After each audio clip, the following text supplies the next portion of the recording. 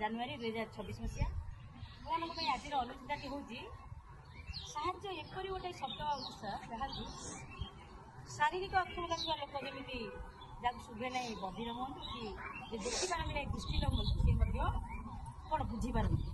ପିଲାମାନେ ଏ ଅନୁଷ୍ଠାଟିର ଅର୍ଥ ହେଉଛି ଯେ ଆମେ କହିବା ଯାହା ଶୁଭେ ନାହିଁ ସେ କେମିତି ସାହାଯ୍ୟକୁ ବୁଝିବ, ସେ ତ ଶୁଣିପାରିବ ନାହିଁ ବୁଝିବ କେମିତି ନାଇଁ। ପିଲା ସାହାଯ୍ୟ ଗୋଟେ ଏମିତି ପ୍ରଭାବଶାଳୀ ଶବ୍ଦ ଯାହାକୁ କି ଯେଉଁ ଲୋକ କିଛି ଶୁଣିପାରେ ନାହିଁ ସିଏ କିନ୍ତୁ ଆର ପ୍ରଭାବଟାକୁ ଆର କାର୍ଯ୍ୟଟାକୁ ହୃଦୟଙ୍ଗମ କରିପାରିବ, ବୁଝିପାରିବ।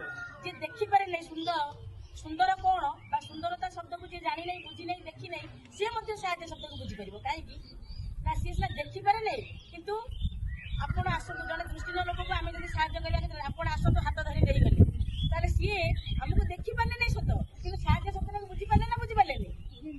ନିଶ୍ଚିତ ଭାବରେ ବୁଝିପାରିବେ। ସେମିତି ଆମେ ଗୋଟେ ଲୋକ ଯାହାକୁ ଭଲ ଶୁଭୁନାହିଁ ଆମେ ତାକୁ କ'ଣ ଶୁଣିପାରିଲା ନାହିଁ କିଛି, ଆଜ୍ଞା ବସ୍ ଆସୁଛି ଆସନ୍ତୁ ଭାରି ଏପଟକୁ, ଫୋନ୍ ଦେଉଛି ବସ୍, ଆମେ ତାକୁ ହାତ କଢ଼େଇ ନେଇଗଲେ ବାଟକୁ ନେଇଗଲେ, ତାହେଲେ ସେ ସାହାଯ୍ୟ ଶବ୍ଦଟା ବୁଝିପାରିଲେ ନା ନାହିଁ? ଏଇ ପିଲାଟି ବହୁତ ବଢ଼ିଆ, ସେ ମୋତେ ସାହାଯ୍ୟ କଲେ, ବୁଝିପାରିଲେ ନା ବୁଝିପାରିଲେ ନାହିଁ?